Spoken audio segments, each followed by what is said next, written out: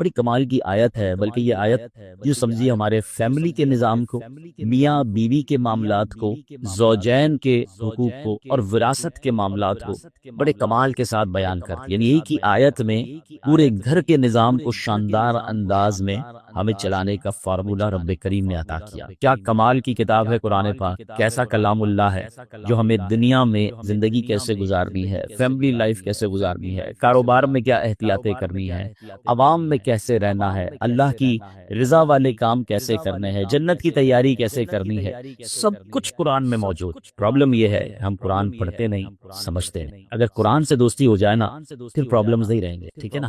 ہمیں guide lines آگے پیچھے سے مل رہی ہوتی ہیں، ہم قرآن سے نہیں دے رہے ہوتے۔ اچھا ایسا تو ہے نہیں کہ قرآن صرف عربی میں ہے، ہمارے علماء کرام نے ہمارے لیے اتنی آسانی کر دی، آسان اردو میں ترجمے کر دیے، آسان اردو میں تفسیریں لکھ دی۔ اچھا پھر وہ تفسیریں بھی دعوت اسلامی والوں نے تو اور آسان کر دیا کہ اس کی ویب سائٹ پہ اس کو فری ڈاؤن لوڈ کے لیے رکھ دیا، اس کی اپلیکیشن بنا دی، خرچہ بھی نہیں ہوتا۔ اچھا جو پڑھ نہیں سکتے اس کے لیے آڈیو تفسیر بھی جاری کر دی کہ کم از کم سن لیں۔ اب پھر بھی ہم قرآن نہ پڑھیں یا قرآن نہ سنیں یا نہ سمجھیں، یہ کتنی بڑی محرومی۔ اب ذرا اس ایک آیت کو سمجھیے، اللہ قرآن میں فرماتا ہے اے ایمان والو، تمہارے لیے حلال نہیں کہ تم زبردستی عورتوں کے وارث بن جاؤ، اور عورتوں کو اس نیت سے روکو نہیں کہ جو مہر تم نے انہیں دیا تھا اس میں سے کچھ لے لو، سوائے اس صورت کے وہ کھلی بے حیائی کا ارتکاب کریں اور ان کے ساتھ اچھے طریقے سے گزر بسر کرو۔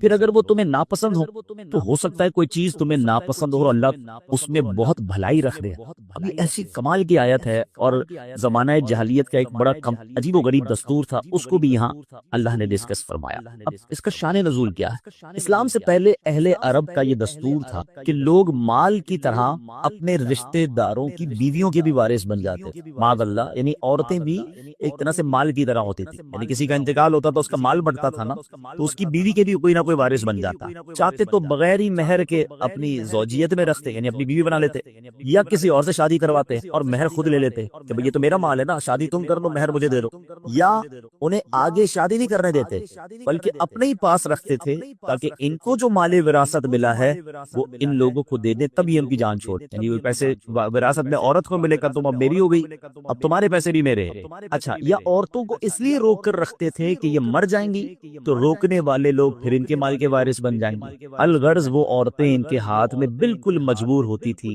اپنے اختیار سے کچھ نہ کر سکتی تھی۔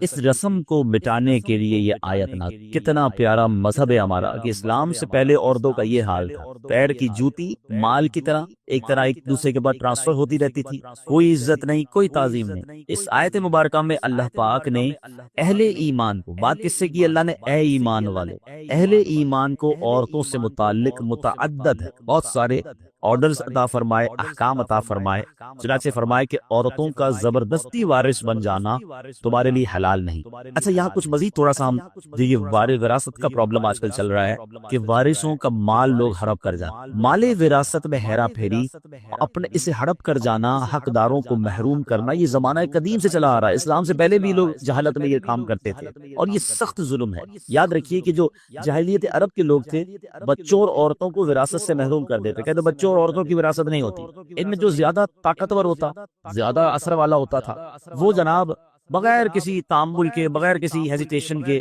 وہ سارا مال سمیٹ لیتا تھا، مرنے والے میراث پر قبضہ کر لیتا، کمزوروں کا حصہ چھین لیتا۔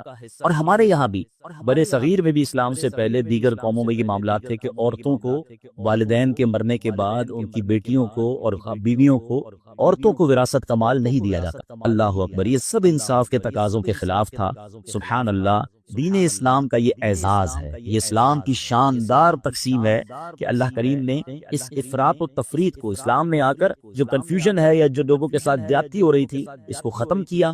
تقسیم میراث کے معاملے کو بڑے احسن طریقے سے قرآن میں بیان فرمایا، محروموں کو حق دیا اور ظالموں کو ان کی حدود میں رکھا، ہر ایک کو اس کا مناسب حصہ عطا فرمایا۔ جیسے بطور خاص یتیموں اور عورتوں کے لیے قرآن مجید نے خصوصی احکامات دیے، عورتوں اور بچوں کو وراثت کا حق نہ دینے کی رسم کو بالکل باطل قرار دیا۔ قرآن مجید نے مرد و عورت میں سے ہر ایک کو اس کے والدین سے دیگر رشتہ داروں کے مال وراثت میں حصہ اس کا قرار دیا گیا، یعنی مردوں کو بھی حصہ ملے گا، عورتوں کو بھی ملے گا۔ اور خاص طور پر بچوں کے مال کی حفاظت کرنے کا، خاص طور پر یتیم بچے ہیں ان کے لیے ایکسٹرا آرڈر دیے کہ ان کے مال کی حفاظت کی، بوقت ضرورت انہیں ان کا مال دینے اور پھر ان کے مال میں خیانت سے بچنے کا تاکیدی حکم قرآن مجید میں بیان فرما دیا۔ اور ان کا مال کھانے والے کے بارے میں کیا فرمایا؟ اپنے پیٹ کو آگ سے بھرنے والا قرار دیا، جہنم میں جانے کا سبب قرار دیا۔ مال یتیم کو کھانا یہ بہت زیادہ برا کام۔ اور یتیموں کی کفالت کے فضائل بتائیں کیا بیان ہوئے؟ نبی پاک فرماتے ہیں، حدیث کا مضمون ہے کہ قیامت کے دن یتیم کی کفالت کرنے والا اور میں، نبی پاک فرماتے دونوں اس طرح ساتھ ہوں، یعنی جنت میں اس طرح نبی پاک فرماتے جس طرح دو انگلیاں ساتھ ہیں نا، یتیم کی کفالت کرنے والے کو میں ایسے جنت میں ساتھ لے جاؤں۔ اچھا فرماتے ہیں اس سب سے اچھا دسترخوان، احادیث میں مضمون ہے، وہ دسترخوان ہے جس دسترخوان پہ کوئی یتیم بھی ہو۔ وہ گھر سب سے اچھا ہے جس گھر میں کسی یتیم کی کفالت کی، یعنی یتیم کی کفالت کرنے پر بہت زور دیا گیا۔ مگر آج بھی وہ زمانہ جاہلیت تھا کہ جب اسلام سے پہلے یہ کام ہوتا تھا، مگر آج بھی یہ خبریں ملتی ہیں کہ بیچارے یتیم ہوتے ہیں، والد کا انتقال ہو گیا، بچے چھوٹے ہیں، رشتہ داروں نے مل کر اس یتیم کا مال ہی ہڑپ کر لیا۔ بچوں کو تو پتہ ہی نہیں ہوتا کہ ہمارے ماں باپ نے کیا چھوڑا ہمارے لیے، ہڑپ کر لیا جاتا ہے۔ بہنوں کا حق نہیں دیا جاتا۔ اچھا بھائیوں میں بھی یہ ہوتا ہے کہ جو زیادہ طاقتور ہوتا ہے، بڑا بھائی ہوتا ہے، چھوٹے بھائی باقی ہوتے ہیں، وہ تمام بھائی بہنوں کا حق دبا لیتا ہے، کوئی تقسیم نہیں ہوتی ہے، پتہ ہی نہیں ہوتا والد صاحب نے کیا چھوڑا، ماں نے کیا چھوڑا۔ اے میرے پیارے اسلامی بھائیو، یاد رکھیے یہ وارثوں کا حق دبانا یہ حرام، یہ جہنم میں لے جانے والا کام ہے۔ اور ہم نے کئی ایسے واقعات دیکھے ہیں کہ والدین کے جانے کے بعد بھائیوں میں پھر لڑائیاں ہوتی ہیں، فیملی ٹوٹ پھوٹ کا شکار ہو جاتی ہے۔ یہ پیسہ کتنی خراب چیز ہے کہ زندگی بھر ساتھ رہنے والے بھائی خون کے پیاسے ہو جاتے ہیں۔ یہاں ایک اور بڑا پرابلم یہ ہے کہ دین سے دوری ہے، شریعت کے معاملات نہیں پتہ ہے۔ اچھا کچھ بہنوں کی طرف سے بھی ایسے، ابھی پچھلے دنوں ایک خاندان میں جھگڑا چل رہا ہے، والد صاحب، اب عجیب بات دیکھیں، کرفٹن یعنی اس اچھے ایریا میں رہنے والے لوگ ہیں،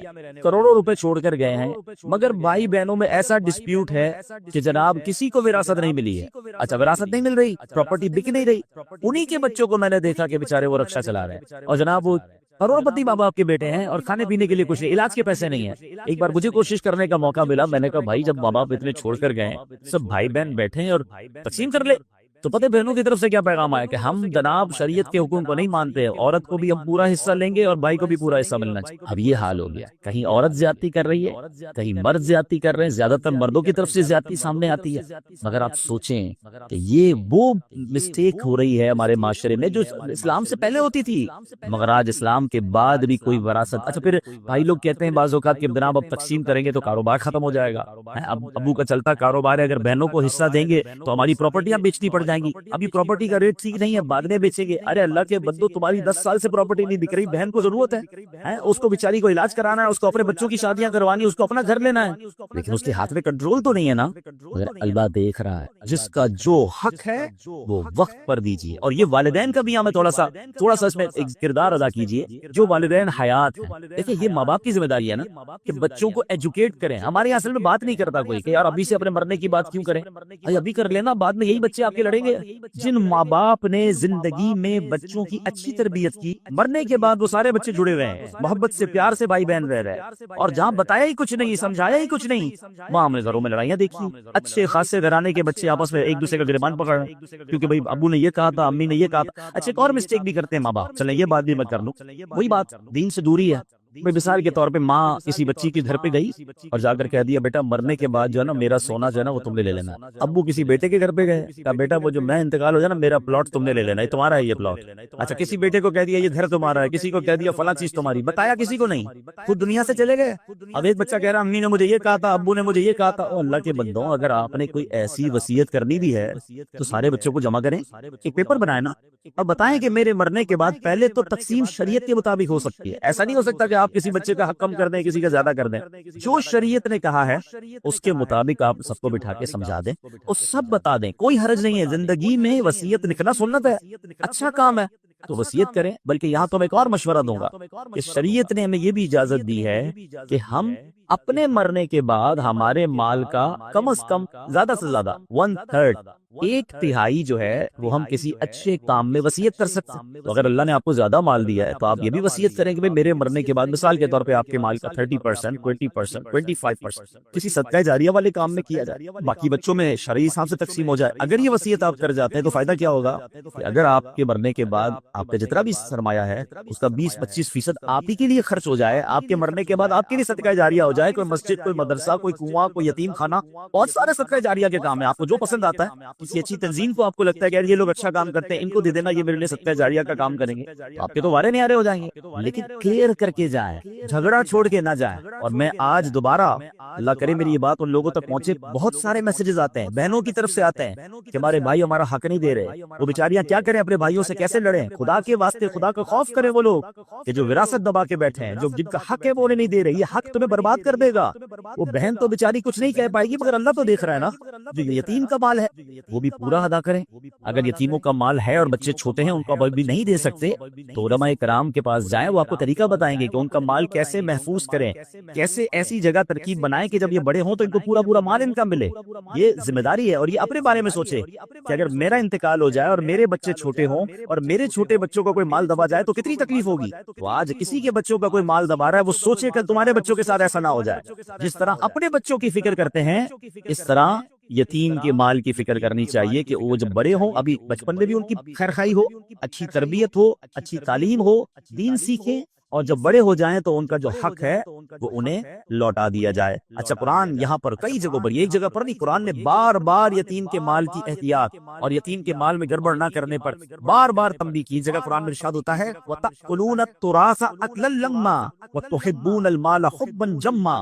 قرآن کہتا ہے اور میراث کا سارا مال جمع کر کے کھا جاتے ہو اور مال سے بہت زیادہ محبت رکھتے ہو۔ قرآن تنبیہ کر رہا ہے، سمجھا رہا ہے، اور بار بار کہیں آگ میں جلنے کے بارے میں بتایا جا رہا ہے۔ وراثت کا مال کھاؤ گے تمہارے لیے آگ بن جائے گا، جہنم میں لے جانے کا سبب ہوگا۔ یہ نہ سوچے کاروبار کا کیا ہوگا، یہ نہ سوچے کہ پراپرٹی کا ریٹ کم ہے، جس کا جو حق ہے اس کو دے دیں، اپنے سرمایہ میں کام کریں، اللہ اس میں برکت ڈال دے۔ یہ الگ بات ہے کہ بہنیں کہتی ہیں کہ ٹھیک ہے کاروبار چل رہا ہے، پراپرٹی ہے، جب اچھا ریٹ آ جائے تب، اگر کتنا آپس میں رضامندی سے ڈیلے ہو رہا ہے پھر کوئی پرابلم نہیں ہے، مگر کلیئر تو کر دینا کہ یہ آپ کا حصہ ہے، یہ آپ کا حصہ ہے، یہ آپ کا ہے، اب بتائیں کیا کرنا ہے، پراپرٹی یا کاروبار میں سے نکال کے دے دوں، یا آپ کہیں تو ساتھ مل کر چلتے ہیں، تو پھر کوئی ایگریمنٹ کر لیں۔ آج بھائی بہن زندہ ہیں، کل کسی کا انتقال ہو جائے گا، ان کے بچوں کو کیسے پتا چلے گا کہ ہمارے والدین کا کیا حصہ تھا؟ جتنا کلیئر کر کے، جتنا واضح کر کے چلیں گے، اتنا انشاءاللہ خاندان میں جھگڑا نہیں ہوگا۔ اب یقین کریں، میں ان بھائی بہنوں کو ایک پیغام دینا چاہتا ہوں، ماں باپ چلے گئے ہیں نا، ان کی روح خوش کرنی ہے، کبھی آپس میں لڑائی مت کریں، جڑ کے رہنا، مٹھی بن کے رہنا، وہ ہمیشہ راضی رہیں گے۔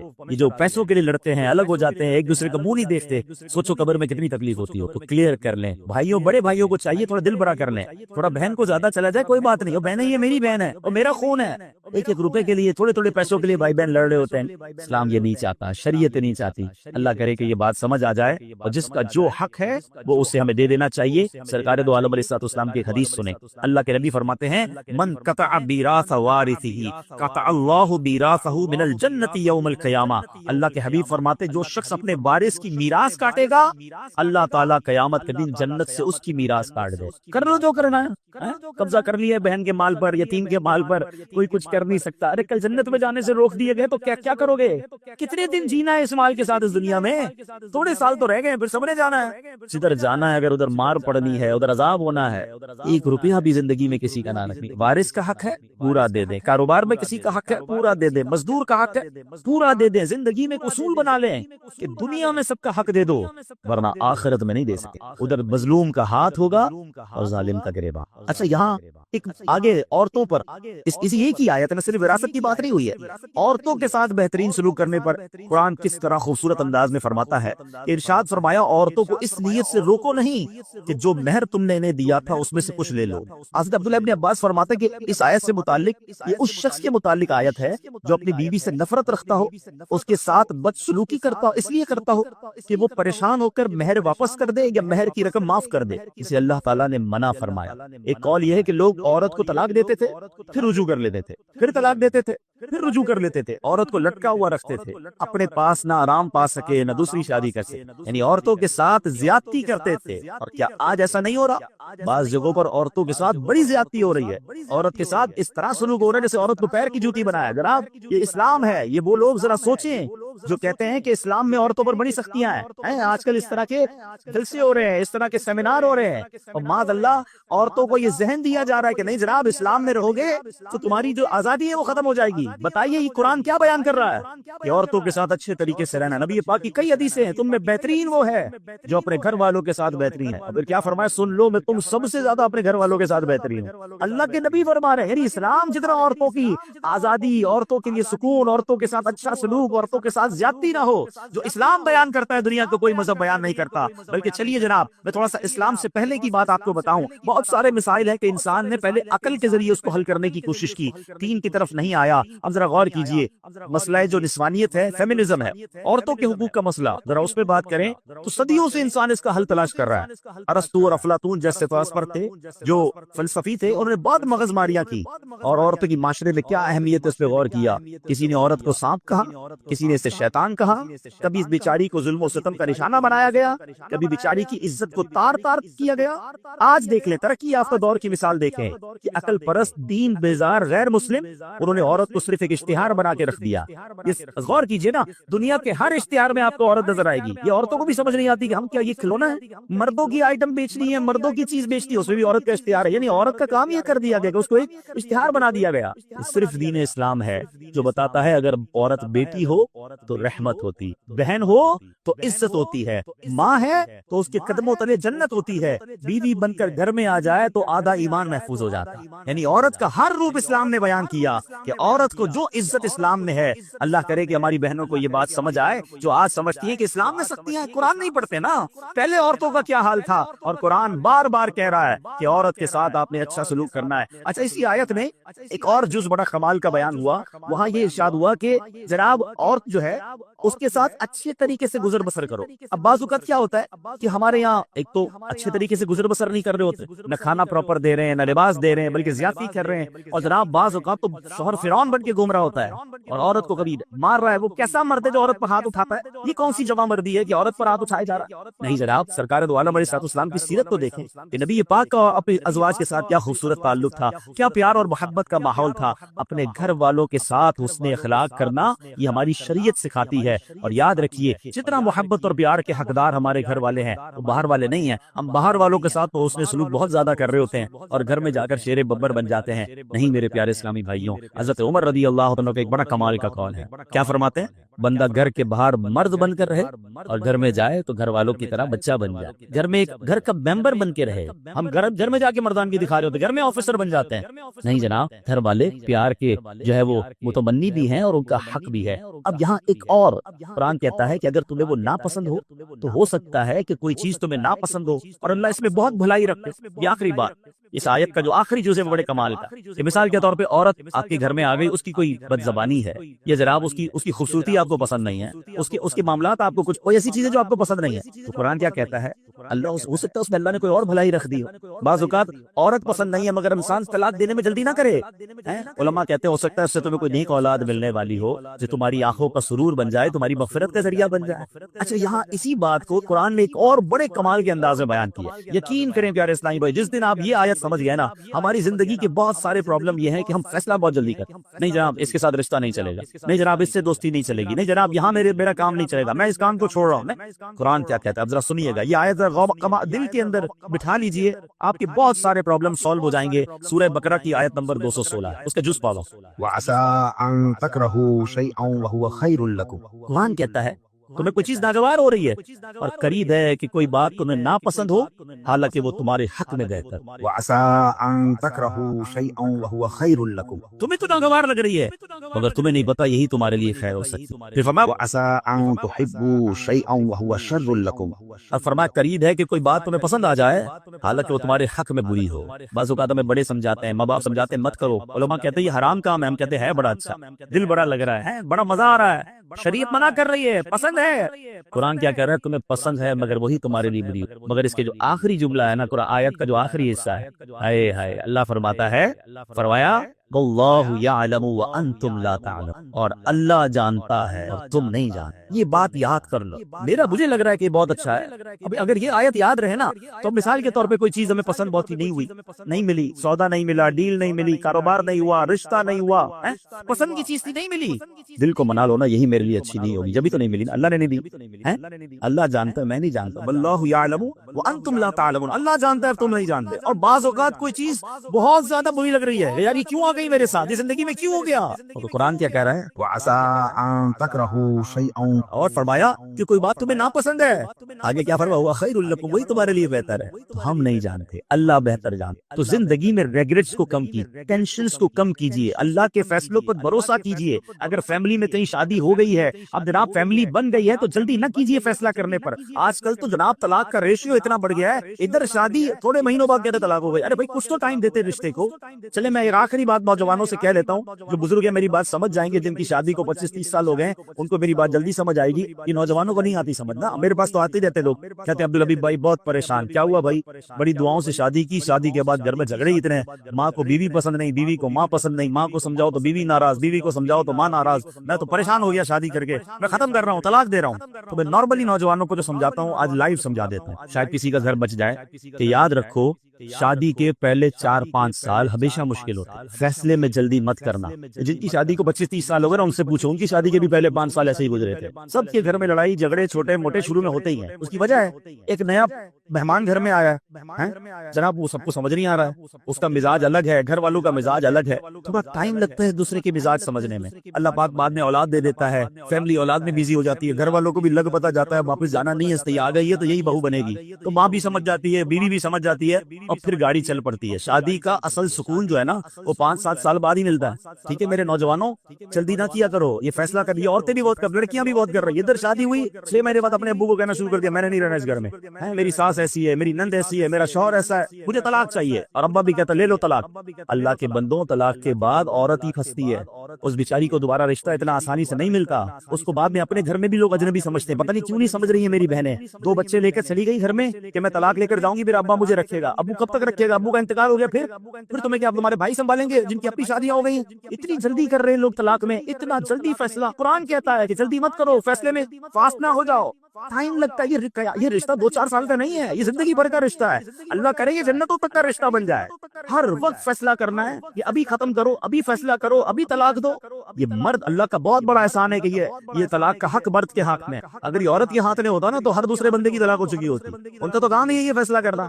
تو میری بہنوں سے بھی گزارش اور میری بھائیوں سے بھی گزارش، جن کی شادی، اور میری ماں باپ سے بھی گزارش، یہ ماں باپ بھی شے دیتے ہیں، فکر نہیں کرو طلاق لے کر آ جاؤ میں رکھ لوں گا، کبھی بھی اپنی بیٹی کو راستہ نہ دکھایا کرے، بلکہ اس کو کہیں کہ تم اپنے گھر میں وقت گزارو، ٹائم دیں، کچھ وقت لگتا ہے، اللہ کی رحمت سے انڈرسٹینڈنگ بھی ہو جائے گی اور اگلی زندگی بڑی خوشگوار اور پیار والی گزرے گی۔ اور مجھے آ کر کہا کئی لوگوں نے کہ آپ نے مشورہ دیا، میں تو طلاق کا فیصلہ کر چکا تھا، مگر اب الحمدللہ کچھ عرصے بعد میری فیملی میں سب میں انڈرسٹینڈنگ ہو گئی، میں بہت خوشی والی لائف ہے۔ قرآن کہتا ہے کہ تمہارے لیے ہو سکتا ہے کوئی اور بھلائی رکھی ہو، خدا را یہ فیملی، یہ رشتہ، یہ کوئی ایسا رشتہ نہیں کہ آج بناؤ کل توڑ دو، اس کو چلائیں، اس کو وقت دیں، اللہ نے آگے بھلائی رکھی ہوگی، اللہ نے آگے خیر رکھی ہوگی۔ اللہ کرے کہ ہم اپنے گھر میں محبت اور پیار سے رہیں، قرآن کی تعلیمات پر عمل کریں تو انشاءاللہ اس کی برکتیں ملیں گی۔ تو کیا تم اللہ کے بعض احکامات کو مانتے ہو اور بعض سے انکار کرتے ہو؟ تو جو تم میں ایسا کرے اس کا بدلہ دنیاوی زندگی میں ذلت و رسوائی کے سوا اور کیا ہے، اور قیامت کے دن انہیں شدید ترین عذاب کی طرف لوٹایا جائے گا،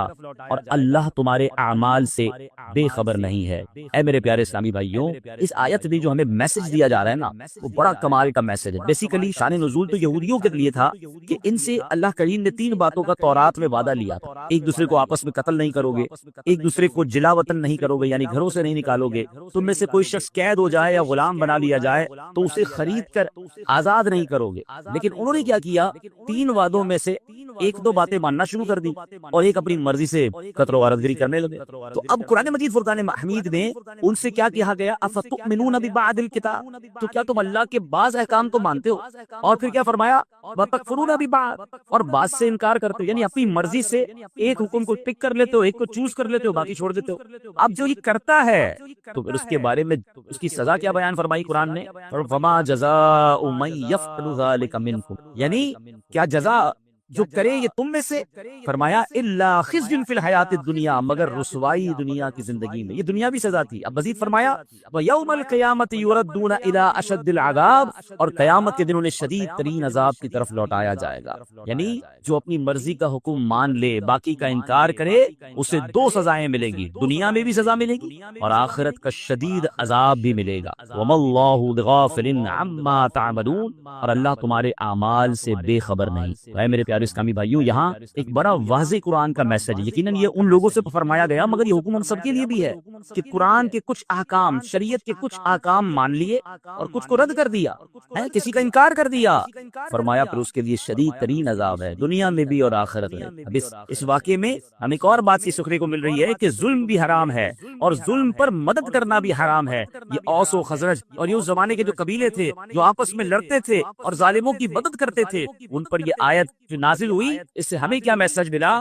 کہ ہمارے یہاں بھی ہمیں ظلم کی طرفداری نہیں کرنی، ظلم کرنا بھی نہیں ہے اور ظالموں کا ساتھ بھی نہیں دینا ہے۔ اب ہمارے یہاں کس انداز سے طرفداری ہو رہی ہوتی ہے، اب ذرا میں کچھ مثالوں کے ذریعے سمجھا کہ ہمارے کچھ لوگ جان رہے ہوتے ہیں میرا چچا ہے، میرا تایا ہے، چھوٹا بھائی ہے یا بڑا بھائی ہے، رشتہ دار ہے، پتہ ہے غلط کر رہا ہے، مگر چونکہ اپنا ہے اب اس کی طرفداری کر رہے ہیں۔ ٹھیک ہے، اگر خدا نہ خواستہ ہمارے بولنے کے سبب لڑائی جھگڑے ہو سکتے ہیں، خاندان کے حالات بگڑ سکتے ہیں، تو ہمیں خاموشی اختیار کرنی چاہیے، لیکن جھوٹ اور اس کی طرفداری نہیں کرنی چاہیے کہ یار میرا گرائی ہے تو میرے محلے کا ہے تو ہمارے قبیلے کا ہے، اگر اس کا جھگڑا ہو گیا ہے یا وہ کسی کے ساتھ زیادتی کر رہا ہے اور آپ کو بٹھا رہا ہے ساتھ کہ بھائی آپ بتاؤ میں غلط ہوں کہ صحیح ہوں، یہ دو چیزیں ہیں، یا تو آپ کو لگتا ہے میں غلط کہوں گا تو لڑائی اور بڑھ جائے گی، یہ مجھ سے بھی لڑے گا تو آپ خاموش ہو جائیں، مگر یہ نہ کہے کہ ہاں تم صحیح ہو، بھائی یہ میرا رشتہ دار بالکل ٹھیک کہہ رہا ہے۔ آپ کو فیصلہ انصاف کا کرنا ہے، آپ کو طرفداری ظالم کی نہیں کرنی ہے، کیونکہ یہی وہ غلطی ہے کہ کچھ قرآن کے احکام کو مان رہے ہیں اور کچھ جناب چھوڑ رہے ہیں۔ آگے سنیے، اب پارٹنر ہوتے ہیں دو مل کر کام کر رہے ہیں، ہمیں پتا یار یہ پارٹنر ہے میرا، مگر یہ سامنے والے گاہک سے بات ٹھیک نہیں کر رہا ہے، یہ جھوٹ بول رہا ہے، یہ جھوٹ بول کے سودا بیچ رہا ہے اور اس نے ابھی سود پہ پیسے لیے ہیں، یہ فلاں غلط کام کیا ہے۔ ہم کہتے ہیں یار اب اس کی غلط اس کو کہیں گے تو کمپنی بیٹھ جائے گی، بیچتا تو مال بڑا اچھا ہے، جھوٹ بول کے بیچ تو آتا ہے، سودا سب سے اچھا بیچتا ہے جناب، کاروبار اس کو سمجھ بڑی ہے، کچھ بھی کر کے آئٹم بیچ کے آ جاتا ہے۔ اگر میں اس کا پارٹنر ہوں اور میں خاموش ہوں اور میں بلکہ طرفداری کر رہا ہوں تو پھر آپ سوچیں کہ ہم کیا کریں۔ ہاں، ہمیں ایسے یا تو پارٹنر رکھنے نہیں چاہیے جو حرام کما رہے، کیونکہ قیامت کے دن ہم اگر اس کے پارٹنر ہیں تو اس کے حرام کاموں کا جواب بھی دینا پڑ جائے گا نا۔